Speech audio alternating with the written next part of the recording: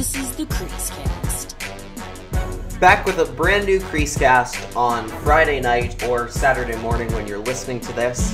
And of course, you know, this episode was supposed to be off the heels of the Canucks' first game against the Edmonton Oilers, I believe, on, their return to play after a month of being off from COVID with all the, I shouldn't say off. That makes it sound like they're on vacation. No, dealing with COVID. And basically, they're not, obviously, that has not happened. Unless you've been living under a rock, a whole lot has changed about the Canucks situation since we last did the show on Tuesday. And that's frankly for the better. We're going to talk, we have quite a bit to talk about. This episode is going to be a little bit shorter, of course, because it's just me in the booth today. No Cody for this one. But that, and of course, basically every time that Cody's not here, something big happens. Like, I think the last time that Cody had to miss an episode for Comets responsibilities, I believe that was one of the games where the Canucks just absolutely crapped the bed against the Leafs. Now, we are going to be coming back with another matchup against the Leafs on Sunday, rather than the Saturday game that was supposed to happen. And hopefully it's not the same case, but we're looking at a situation where the Canucks have gotten a few extra days off instead of immediately starting with a back-to-back of playing Edmonton on the Friday and Toronto on the Saturday, which, you know, is, with considering how many players only got out of COVID protocol today.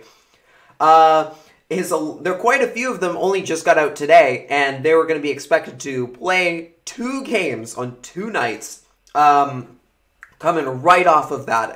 But thankfully, we have someone to hand out the Infinity Blocker to this week. Or I should say I do. I have someone to hand out the Infinity Blocker to this week on behalf of, I think, just about everybody in the Canucks organization, the fan base, everyone. I think there is very clearly one person who, despite having played no games, despite having only had a few practices, there is very clearly a person deserving of the Infinity Gauntlet this week, and that's JT Miller. JT Miller did something that, you know, to some people might be seen as very little. It's just speaking your mind. It's not, for some people that might just be like, that's nothing. That's just, words, you know? But I think for anyone who listened to what's been going on, has been understanding with what's been going on, JT Miller did something arguably very courageous. Not arguably, absolutely did something very courageous when you look at the way that the NHL handles, you know, a lot of situations when it comes to players speaking out against the league and their decision-making. A lot of, you know, cases where saying something about complaining about the refereeing can get you a fine, because how dare you claim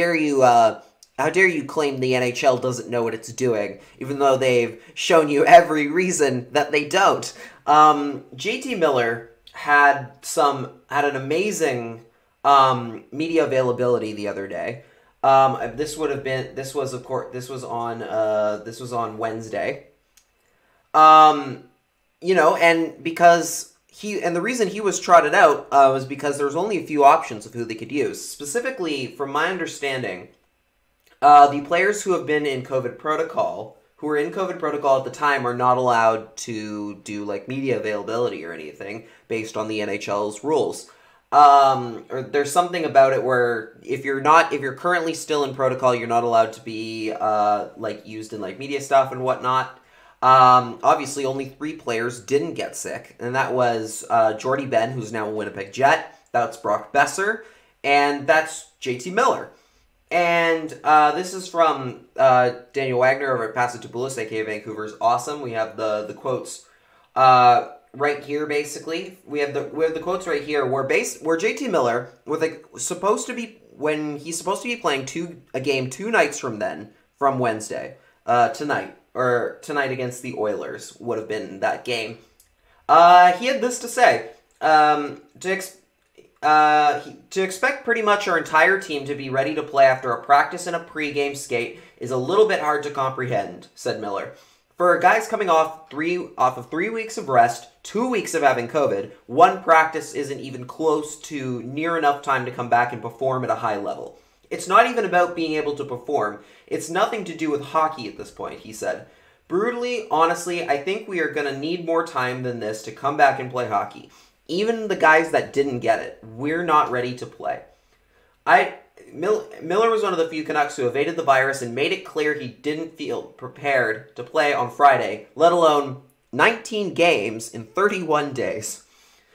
Reminder, that's the schedule the NHL expected a team just coming off of coronavirus, not just coronavirus, but the P1 variant of coronavirus, which has been confirmed, by the way, now. That has been absolutely 100% confirmed that some of the players who are still out of the lineup, believed to be, which I believe are Nate Schmidt and Jake Virtanen, who are still in protocol. It's believed that at least, and some of them are still in protocol, and that has to do with the P1 variant from I think the understanding I heard on Twitter.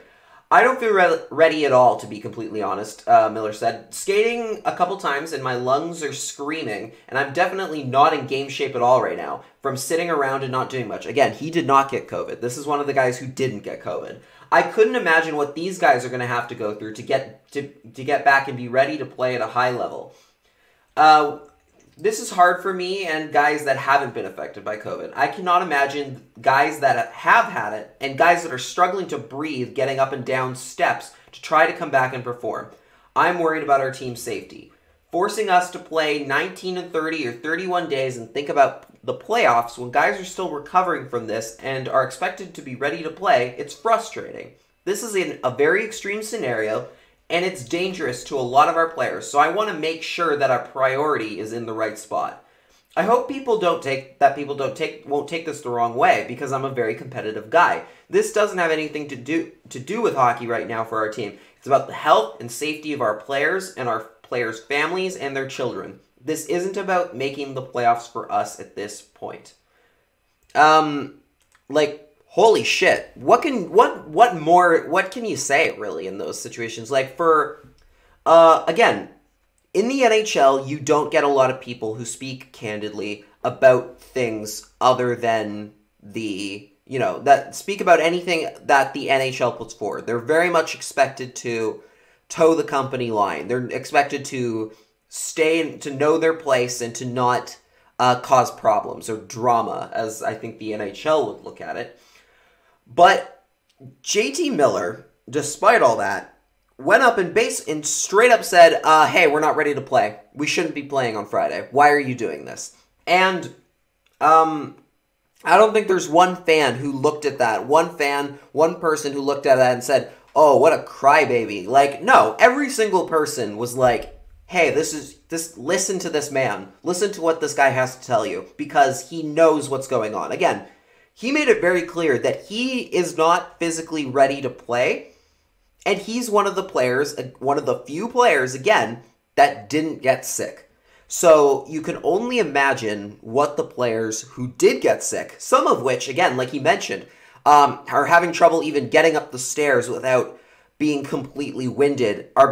You expect them to now come back from that in under a few days and be at NHL-ready shape to play NHL hockey. I mean, it's sending a lamb to the slaughter. They couldn't have expected the Canucks to come back and play that. And frankly, the biggest thing about this is, if JT Miller doesn't say anything, the game that was supposed to happen tonight against Edmonton, 100% happens. It still totally happens.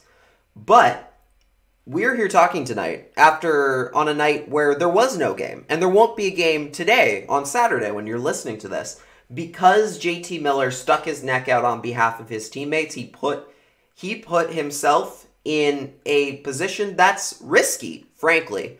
The way the league looks at people who talk out of turn, I guess, and he made it very, very clear that his team's not ready to go, and they need more time. It wasn't even he didn't make any statements about, canceling the season, which I think a lot of us think is the most safe thing they could do, and probably the best solution here. But even we, we understand to a degree why the NHL wasn't going to let that situation happen. That was not going to be a situation, as much as I think a lot of us know that was the safest and best route they could have gone. At the very least, what the NHL could do is listen to one of their players when they say they're not ready and they don't feel that they can play at an NHL level yet. As long as they provide it until they can get at least a couple more days to give their players some time to recover a little bit more and call up some younger guys, to maybe some guys from the AHL to come in and take their place, of the guys who still need even more time than that. Because right now, there are quite a few players who are still not able to go, and even coaches who are not necessarily ready today. Like Travis Green caught COVID. He's an older guy, obviously, than some of the players. He's in the more susceptible group as far as age goes. And, he wasn't going to be... If there was a game tonight, he wouldn't have been ready. He's expected to be on the ice, I believe, today on this being Saturday. He's expected to be ready to practice, and at the very least, ready to be behind the bench when the Canucks play the Leafs on the 18th. But he wouldn't have been ready to go tonight. And JT Miller, because of him speaking out, his comments caught fire across the league, not just in Vancouver, where a lot of us were applauding Miller for his work and everything he said in regards to the scheduling, which is ridiculous. 19 games in 31 days. Unreal. Shocking. That they were going to make them just jump right back into it. The NHL got onto a Zoom meeting and got onto discussions, as well as the NHLPA, who a lot of people have been especially harping on, including myself, because of the fact of, hey, these are your players. They're saying they're not ready. Why the hell have you not said anything? Because the PA I'm just going to say right now, the PA's done a garbage job at protecting their players up until basically everyone made enough noise at them to do something. Sure enough, now the schedule's been moved around, and they gotten a little bit. Not only are they going to get 2 extra days before they start having to play NHL games again. Now the schedule has gone from 19 games in 31 days to 19 games in 32 days, which doesn't sound like a big difference, but what is different is the schedule, is how the schedule has been played out. So again, initially, the Canucks were going to be expected to play a back-to-back right out of the gate. Expected to play a back-to-back against the 2 best teams in the division. But now the schedule's been updated to something, I guess, a little bit more reasonable. There's still a lot of back-to-backs in there, but their first one isn't until now the 28th of April, which is a game against Ottawa in Ottawa against the Senators, and then the next night they play in Toronto against the Leafs.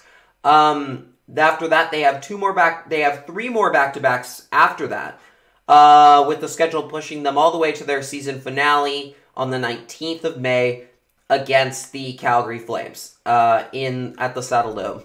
So this is an improved schedule. Again, I think a lot of us wanted more.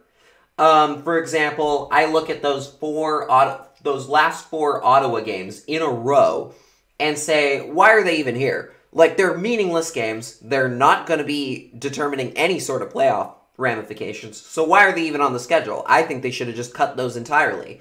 I think they should have cut those games entirely, and possibly a Calgary game or 2, because those games are probably not going to matter either. But the NHL, again, has been incredibly hell-bent on making them play the full schedule, the full 56 games, which I think, again, is asinine, considering what's been going on.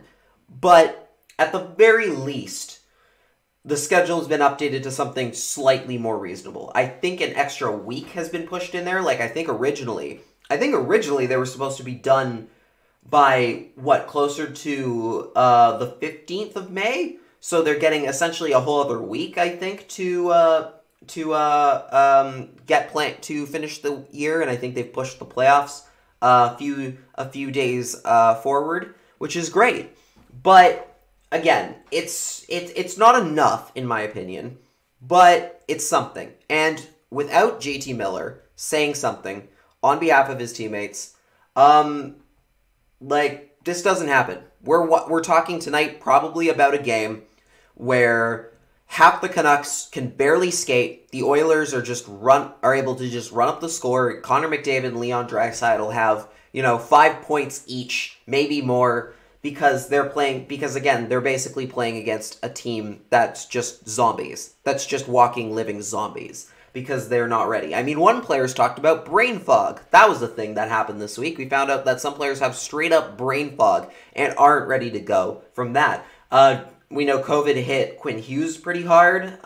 We know it's affected a lot of players. Again, we don't know the long-term ramifications of COVID. So some of these, some symptoms might, whether or not they end up getting a vaccine, when they get the vaccine, those implications may be long-term and life-impacting. So we don't know, and we don't know that at this point, what long-term effects these might have on some of these guys. But at the very least, in the short term, nowhere near enough players are ready to go, and you can't just send up a bunch of AHLers to, again, get slaughtered by far superior NHL competition.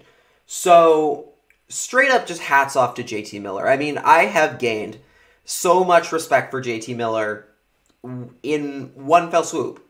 And not to say I didn't have any for him before, but just the matter of again, seeing a player stand up to the league in that way, in that very public way, is something we don't see in the NHL at all. Rarely. And his comments caught some rude attention from other people as well. Basically, some people have been implying that some players have been like, well, the Canucks would be, if the Canucks were actually had playoff implications, they would be just, they wouldn't care about this as much. And which is, just that hockey mentality sometimes of, hey, you got to play through whatever happens, even if it's a life-threatening illness. That's, toxic sports culture sometimes. And, some people talk, and the NHL's whole mandate on this situation was well, the Stars came back. I don't see what the difference is here, even though this is clearly much more serious, and we have a situation where a bunch of players got a lot sicker than any of the other players, than some of the other players have in the league, or at the very least, a lot more players got hit with the sickness, and some of them of which caught a stronger variant. So the fact that we're talking today and not having to talk about a game is good. It's a good thing that we're not talking about a game today. And JT Miller deserves all of the respect he gets, and I think he made a lot of new fans, not just in Vancouver, but across the league, for the way he handled himself there and stood up for his teammates when he had to. So, JT Miller, Infinity Blocker of the year. Let's just give him the Infinity Blocker of the year, and they should put him in the Ring of Honor too.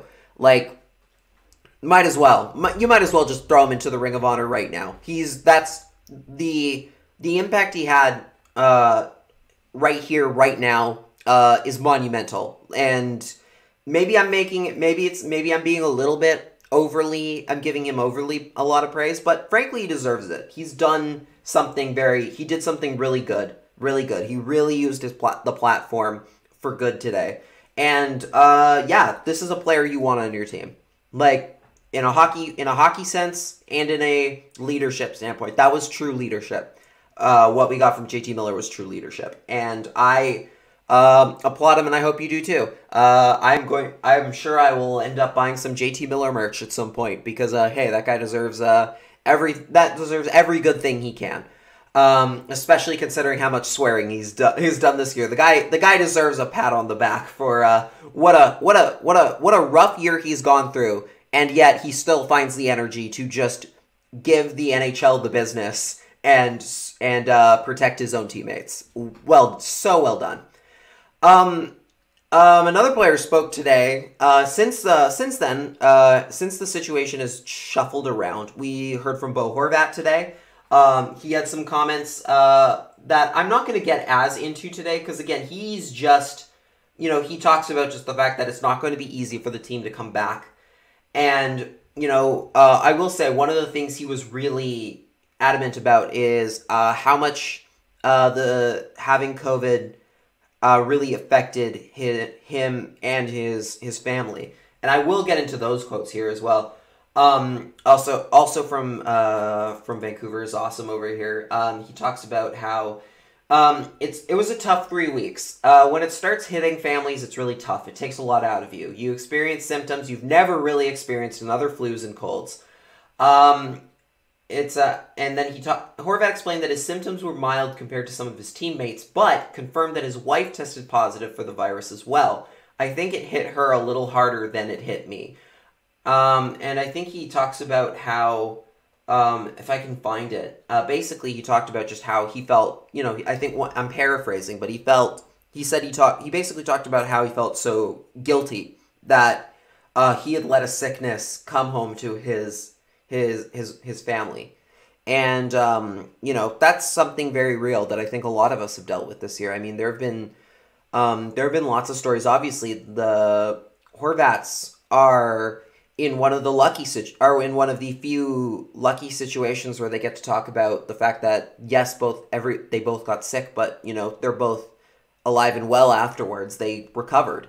A lot of people in the last year have had situations very similar where it hasn't been as happy. It hasn't been as positive an ending. There was one I remember this year where a woman talked about how. It was a quote where a woman basically from an article where a woman kept having to go to her job because during COVID her front facing job at a grocery store basically and had to go to work because her husband was asymptomatic and couldn't work, so she had to go and work for the both of them. And then fast forward months later, she's doing the same thing, but but her husband had passed away since then because she had contracted COVID from work, and this is something very real. This is a very serious thing, and families get affected, and when families get hit and families get impacted by this thing, it's no joke. It's very serious, and I think Horvat's comments really struck a chord, I think, with a lot of people. And just, hockey players sometimes, they seem like superheroes, I think, sometimes to a lot of us. Or, at the very least, they present the aura of, this, perfect human specimen where they're just, everything goes well for these people sort of thing, right? And when they're the 1% in the physical form, and they've lived the grand life of a professional athlete, right? And so when you hear stuff like this, it just brings it back to that human element that it's not about hockey. And as JT Miller well put it as well, it's not about hockey. It's about family. It's about your family. It's about keeping everybody safe, and because that's far more important than any game, than any sort of sport. It's far more important to keep your family happy and healthy. And, I really feel for Bo and his family, as well as everyone else's who's been dealing with this whole situation. I mean, there have been a lot of cases where, these players have had to isolate away from their families, or at the very least, in their, basements and, in a separate part of the house, with their wives, having to look after the kids, all on their own. And I believe that was the Brandon Sutter case in that one, because apparently it hit him pretty hard as well. There have been just so many stories about what's been going on with this team, and again, I think the season should have been canceled right out of the gate here, or at least in the last week it should have been canceled. But they're going to come back and they're going to play, and it's good to see that they're going to, as we already discussed, it's great that they're getting the extra time. And, I mean, I look at Horvat, right, as somebody who's, yeah, he says he has one of the milder the symptoms of anyone else, of some of the other players, but if you look at some media people showed like the photos of the press conference. I'm not going to show them on this because it's I think you can go find them yourself. Just because I feel like it's not the right way to do it would be to show some stuff, but like basically you can go find it on Twitter. There are pictures of Bo talking. And, normally, I would say, normally we wouldn't talk about, like, say, players' appearances or anything of that sort on this show because, generally speaking, it's not right. But you look at the photos of Bo, you look at those screenshots, and you see, like, very clearly that Bo probably has lost a good amount of weight, and not, like, a healthy amount. Not, like, a healthy kind of, like, oh, I cut a few pounds in weight and turned them into muscle, like, as you do with workouts. Like, this was I have been sick for weeks, and it took every ounce out of my body. Like, it took every ounce of strength out of my body. He does not look like he's ready to be playing NHL hockey. He doesn't look like he's ready to do a whole lot of exercise, let alone play NHL hockey. So, again, I worry about even if 2 days is enough to give them the time. And again, this is why I say stuff like, the Ottawa games should get cut so you can just leave that bit of extra room. I commend him for being able to come out and talk about it, but I mean, especially because, yeah, it seems like they're going to be, a lot of players are going to be coming out at very low amounts of strength and energy that they normally would not be dealing with even in like a September training camp. Like, this is just a whole other monster that they're going to have to work through because, again, the NHL decided that the most extra time they were going to give them in reality was one more day. And I mean, JT Miller said that they just need a couple more days and that's all it took and that's all it takes, but I don't know. Like, I just worry. I worry about these guys. I think we all do. Again, because you don't want to see you don't want to watch these games and just be fearful for them. Because that's not because that's not good. Nobody wants that. But one thing I will mention, there was another thing that came out of Bo Horvat's comments that I think is very important to bring up here. If I can find the quotes quick enough, but basically, there was a pretty damning piece of evidence in the show today, or in the comments made today. Essentially, let's see, if I can find those quotes. There's some basically somebody asked Bo Horvat about the response from management and like the fans and everything else. So so here it is. This is from Taj1944, my double account, as you all are well aware. My burner account. Drance asked Horvat about the support the players received from ownership and management. He started talking about support they received from the fans and friends/family. Didn't even mention management or ownership. And that's another thing that I think deserves a lot of talking about. Because, hey, very weirdly, strangely, we have not heard a whole lot from Francesco Aquilini or Jim Benning during these last few days. There has been a severe lack of conversation from them. They've had a couple quotes mostly just updating the situation and what's going on. But quite surprisingly, we have not heard anything in regards to the NHL didn't give these players enough time or that sort of thing. It has become increasingly clear that the Canucks, and by extension, Francesco Aquilini and Jim Benning, were more than prepared to let their players go out and play in that condition tonight. They were more than ready. They didn't have anything bad to say about it. They didn't have anything a negative to say about the scheduling. I think even Jim Benning said, "Oh, we'll be ready to go by Friday. This is all good. It's all good." And like the next day, you have Miller coming out and saying, "Yeah, we're not ready to go at all." And you have Bo Horvat very, very purposefully, or at least seemingly on purpose, omitting ownership and management from the people he was talking about when it comes to the support.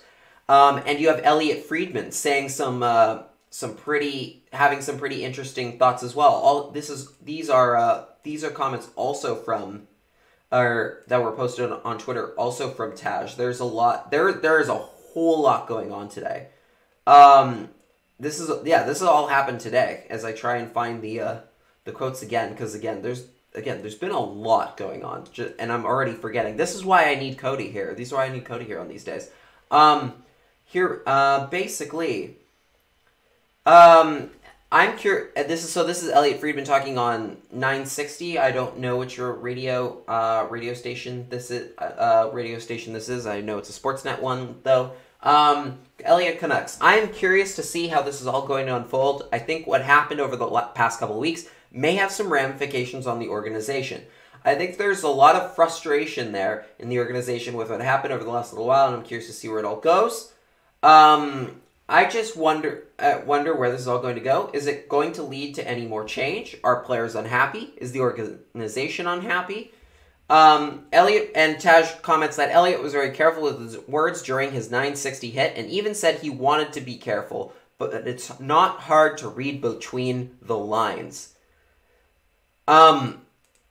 Yeah, it's not. Players feel like they got shafted. Like their ownership and management completely hung them out to dry in favor of the bottom line, in favor of the money. You know, like this is a management team and an ownership. I don't feel like this is the fact that the Canucks did this honestly doesn't surprise me at all. The fact that they would be more than willing to let their players go out mid-illness just to play the games as they're supposed to, so make sure they get their money, they get their broadcast checks and whatnot.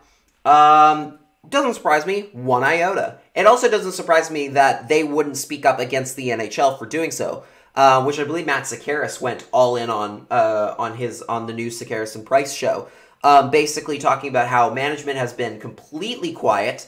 Management and ownership have been completely quiet this whole situation, have not backed their players at all, and it's true, they have not. They have not shown any sort of mercy for their own players. And this makes me wonder, about the long-term effect. And, how many of these players will want to come back to a Canucks organization in the future that, when they got life-threateningly sick, completely hung them out to dry against the league and just rolled over when Gary Bettman told them what was going to happen, basically. Didn't do anything to improve their situation. The silence is clear. The silence from them makes it very clear that they don't have any, that they were unwilling to defend their players. You should be out there. I should be hearing. JT Miller should not have had to come out and make the comments about we're not ready to go. Jim Benning should have done that for him. Francesco Aquilini should have done that for him. But they didn't. They let it slide. They just completely left it. They completely were like, oh, well, the NHL says we're going to do it, so you're going to have to do it, because that's what the Canucks do all the time. This goes back to even just hockey things. The fact that now I was talking about it today with Cody. I was talking about it in our on our message chat about how this tells me everything I need to know about the Roberto Luongo recapture.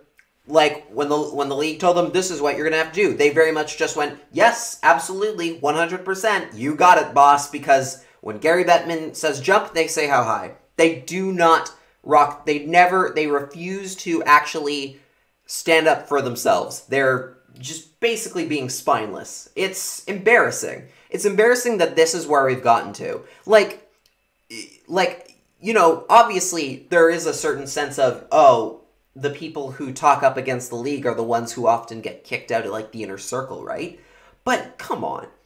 Do you really think that Lou Lamoriello, when Gary Bettman calls Lou Lamoriello, do you think he's listening to what... Do you think he ever takes Gary Bettman's advice into consideration unless he himself thinks it'll help him personally? No, he doesn't. He doesn't take shit from Gary Bettman. He's Lou Lamoriello. He's been around longer than Gary has, but because he just wouldn't. But he gets away, and he's able to get away with that because he's good. Because, or at the very least, for most of his career, whether or not you agree with some of his trades and what his decisions, he's been around long enough that he's basically gotten the get out of jail free card on that sort of thing. And even like some of the other GMs, like, do you think Joe Sakic or Steve Yzerman just straight up goes, "Yep, well, if Gary says it's good, then it's good for me"? No, of course not. They don't. They're absolutely gonna fight tooth and nail on any sort of like rule change where if they found a loophole or any sort of in the CBA or in the salary cap that they can use to their advantage. Do you really think they're going to say, well, the NHL doesn't like us doing this, so we're going to stop? No, they just keep doing it because they can. And if they close that loophole, they find another one because that's what good GMs and management and good ownership does. They find ways to get the job done the best way possible. And they don't take crap from the league when they do it. And Francesco Aquilini this year and in this particular situation, have very much shown that they will put the NHL, the league's interests, and their own wallets over the safety of their players, which is possibly irredeemable. Like, the bridge might be burned. You can very easily burn the bridge when it comes with players when you do that sort of thing. When you put them at risk for your own financial concerns, you lose a lot of respect from your players, and some of them are not going to want to come back and play for you ever again because you let them down. You betrayed them at the time where they needed you most. It's embarrassing. It's just straight up awful. And hey, it's this season. After this season, who knows what you're going to see? There could be a lot of things coming up. I don't know anything in particular, but you never know. Some players might be so burned by this situation that they might just ask for that. Even if they have contract obligations, they might just ask for a ticket out of town. You never know. Like, this is the stuff you have to be prepared for now, because a lot of these players, and this has been coming up quite a bit in the last couple of days, pretty clear that they are not happy with how they got treated here by their own team, by their own organization, who, when they got sick, they decided their own owner and general manager felt that their own business interests mattered more, and their own standing with the league's front office mattered more than keeping their players safe and healthy. And that's inexcusable. It's just awful. And hopefully something changes. You just hope something changes at the top. And some of that's hard. Obviously, you can't get rid of an owner. You can't just fire an owner. That's not a thing that happens. So, who knows? Who knows where this goes? Hopefully, it's not too late. Hopefully, it's not too late to save a future core and a future Stanley Cup dynasty, because the Canucks, as they tend to do, shot themselves in the foot in favor of a quick buck. One last piece of Canucks news to get into before we maybe call this an episode right here is that Elias Pettersson's season. Jim Benning basically alluded to the fact that there is no timetable for his return from the upper body injury. It's believed that it is a wrist issue. This was supposed to be a day-to-day injury, which has now escalated into months of injury. Now, in a way that I've mentioned before, the Canucks almost in a way dodged a bullet with the fact that because Elias Pettersson was not actively with the team, he was one of the people that, at least from our understanding, did not contract COVID. which is very, very lucky and very, very fortunate for him and for the team that he was not among the players that got sick.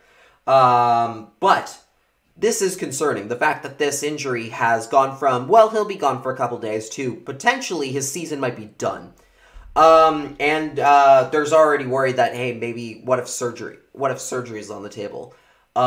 Is on the table for whatever's going on. That's been floated around.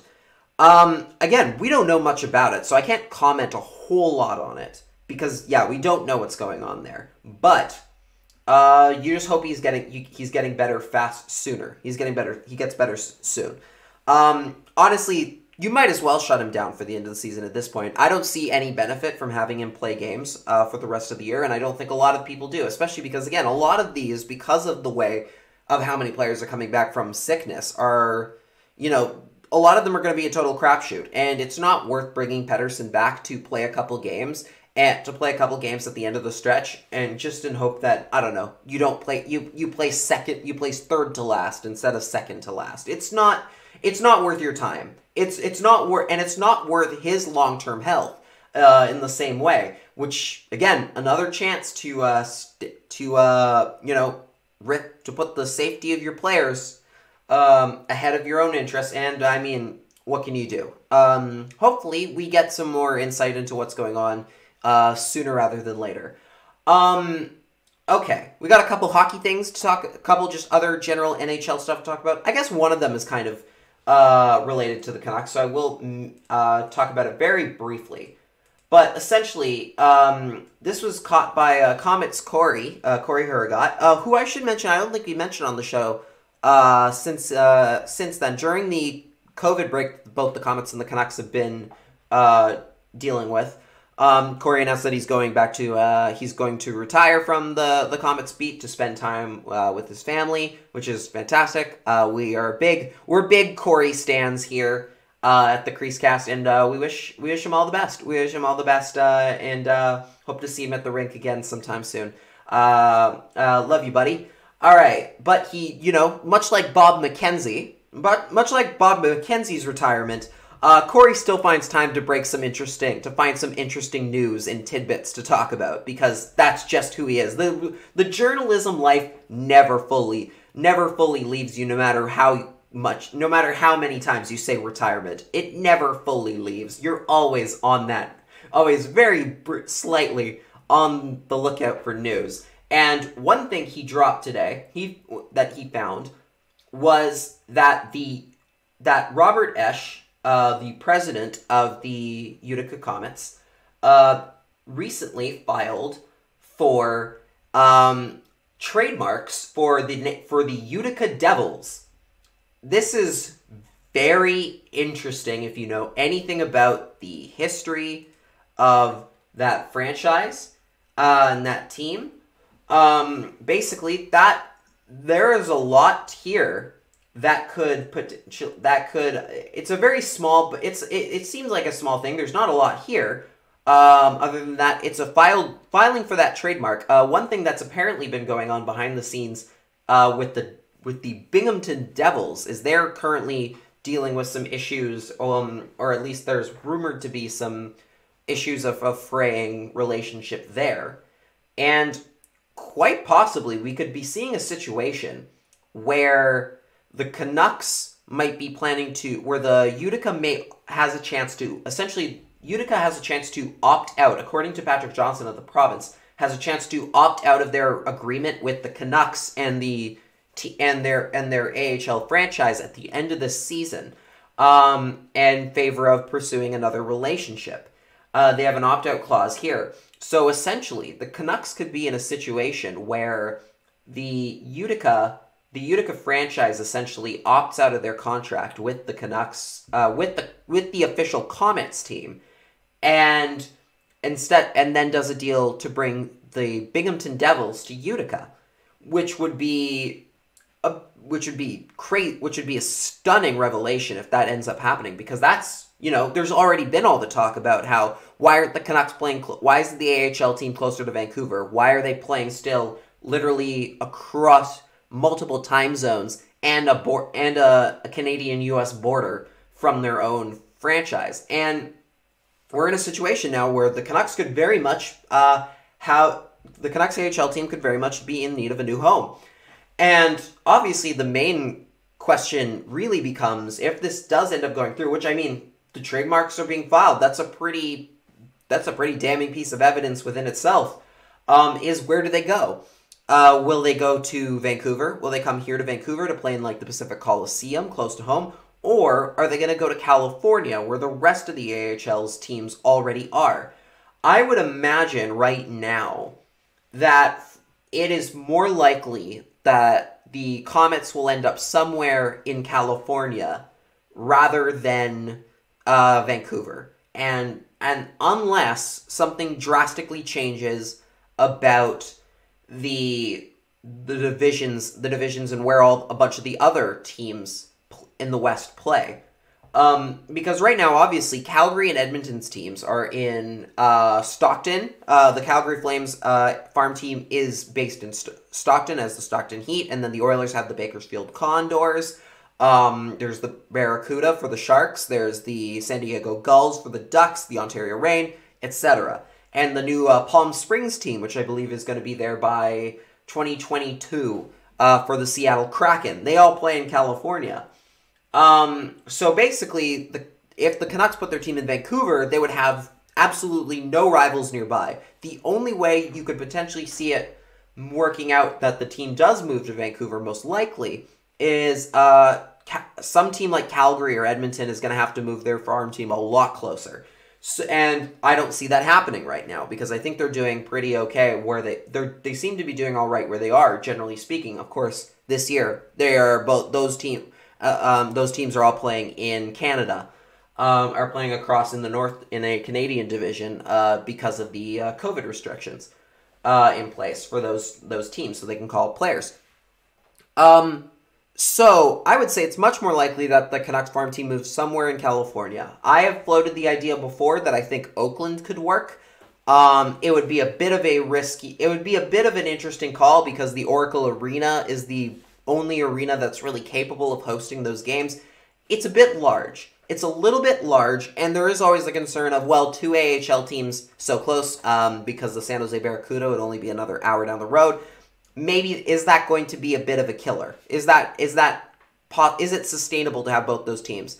And I'm going to say yes, it is, because I think, quite honestly, here's the thing, right? So, the Oracle Arena in California, in Oakland, used to be the home of the Golden State Warriors. They have since moved to San Francisco, to the Chase Center.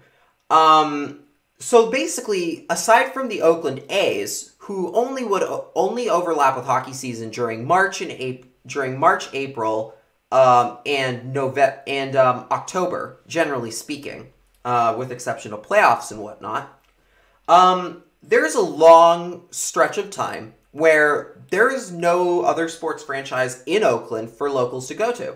And I think you could very much see a situation where a lot of people from Oakland may potentially get behind an AHL team playing in their backyard just because there's something local and close by for them to go see for a cheap ticket. I think it could work. I think you're not going to sell out that building because it's a large arena meant for major pro sports. I mean, the Oakland Seals originally played there in the 60s, so it's an NHL building. It was an NHL building at one point. Now you're putting an AHL team there. But frankly, I think it could work. I think it could be a very interesting working situation where Oakland essentially gets behind a farm hockey team playing in a nice arena because they're, might be a little extra starved for some more sports to go to and some more local teams to go to. If you've never lived in San Francisco, there is definitely or in the Bay Area, there's definitely a bit of a, obviously there's a rivalry between Oakland and San Francisco, and I know a lot of people were not happy when the Warriors moved to San Francisco, and it felt like a betrayal to Oakland. I think that's a little bit much, but nonetheless, they cared, and they would be those are the kinds of people that would be more interested in seeing a local team, a team that is very much theirs. And I could see them getting behind, say, an Oakland Comets team, or Honestly, I've suggested that they should just rename the team as the Oakland Seals. They have the same colors and everything as the Canucks do now. So why not? That sounds like a perfect match. Go for it. I think that could be a possibility, but hey, this could be nothing. Remember, this could end up amounting to nothing. The Comets could end up staying another year, but it does seem like we're gonna finally get a situation where the Canucks move their team closer to home, which is better for everybody. It's better for the Canucks because they get their players a lot faster and on the same time zone as they are. It helps with people being able to go and scout those players and the Canucks organization being able to go a much closer distance to check in on their farm team and the players and their prospects. There's a lot more cohesion available to you when you the closer you bring the team. I mean, I saw some of the best opportunities in the AHL when it came to the Sharks and the Barracuda playing in the same building. I mean, you would have guys getting called up for the day just to practice with the Sharks or to just be on the roster and then just sent right back down the next day because they didn't even have to move. They didn't have to pack a bag, nothing. They would just jump in between the two locker rooms in the same arena. A great situation. It worked out really well for them. I would personally rather see the AHL team come closer to Vancouver. I think it's better for them, again, the closer that they are. But as the way that the AHL is set up now, it is much more likely that we'll see them playing with a lot of other teams in California. And our final story for today is something funny that I saw today. I think a lot of people saw this. That is so cool. I think the Canucks do some interesting things, do some interesting marketing and stuff, but there's some teams that just do it so well, so much better than anyone else. And one of those teams is the Tampa Bay Lightning, who, through a partnership with Airbnb, are offering essentially a sleepover at the arena with the Stanley Cup. This is amazing. So this is and it's all for charity. So here's the deal. So basically this is from the Airbnb. Spend the night like a champion in this once of a lifetime. Pinch me, this can't be happening. We're gonna need more Hythens experience. When you spend an evening with the most famous trophy in sports at Amalie Arena, home of the world champion. Wow, that is some hyperbole. The Tampa Bay Lightning. The space. All you need to do, we have transformed a luxury box at Amalie Arena into your very own private guest room suite, offering unprecedented access to Amalie Arena. But that's just the beginning of your VIP treatment. Throughout your stay, you'll enjoy an itinerary packed with hockey experiences any Bolts fan would dream of cross-checking off their bucket list. Your stay will be tailored to your tastes. Things you can do include spend the evening with the most famous trophy in sports, the Stanley Cup, obviously. Pop champagne during your own private happy hour. Enjoy a 5-course Champions Feast. Enjoy private skate time on the Lightning's home ice. Get a behind-the-scenes tour of the 670,000 square foot Amalie Arena. Set off the Tesla coil. Sound the goal siren. Take a Zamboni ride and get up close to the pipe organ. Catch a movie on the humongous Lightning Vision screen, the Jumbotron. Get some face with Thunderbug, and much more. Things you can't do. Touch the thermostat. And then all proceeds are benefiting the Lightning organization. So literally any money they make off of this, that people are paying to stay, is going to charity, which is insane. And just look at these pictures. We have full pictures. Look at that. Straight up bed. There's a straight up bed in here. Like with lightning pillows. Look, and like a lightning dog. That's a nice bed. Holy cow. You get like foam fingers and popcorn and couch.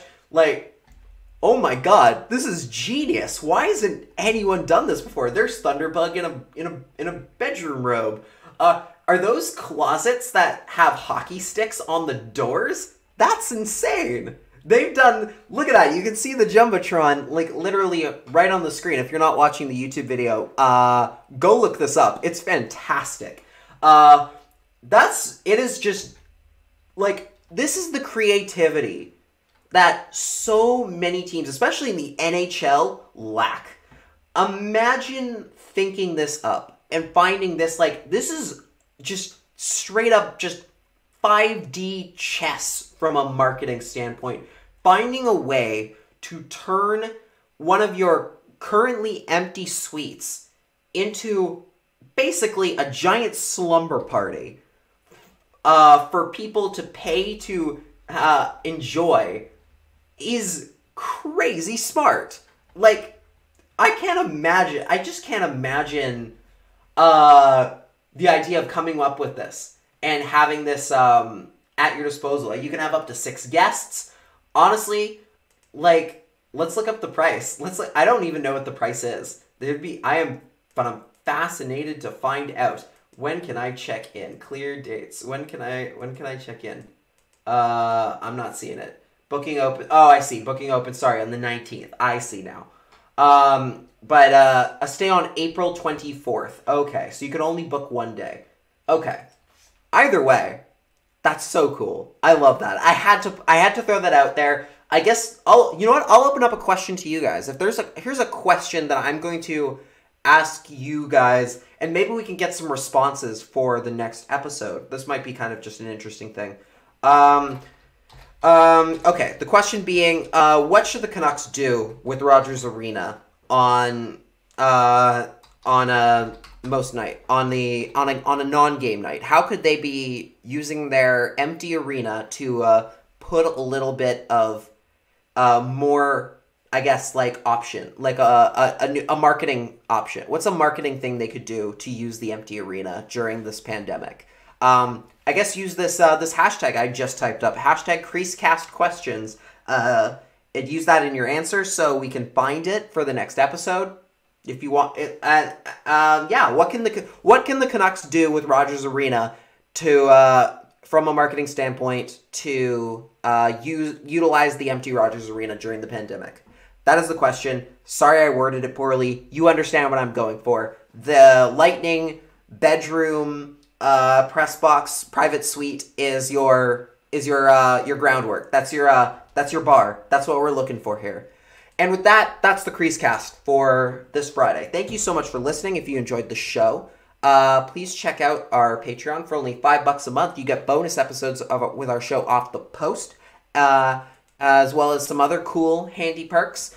You can also you can find us on all of your local podcast platforms like Spotify and Apple Podcasts. You should make sure to subscribe to our YouTube channel if you want to watch the video versions of this episode, as well as get some smaller highlight clips from each episode. Make sure to leave us a review on Apple Podcasts. It really helps our standing on the show. And you can follow us on our social media accounts.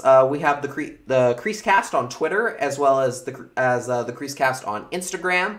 And on Facebook, we're on Facebook under @CreaseCast.